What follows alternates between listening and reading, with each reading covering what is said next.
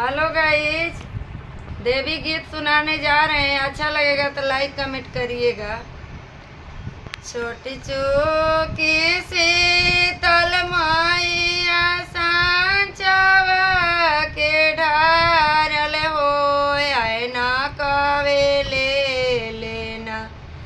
देवी जी करली सिंगारवा हो आए ना कवे ले लेना। घोड़वा चढ़ल अइले एक बार राजावा हो कि हमारे करबो ना शीतल तोहे से विवाहवा हो कि हमारे करबो ना। के ई साजी है एक बर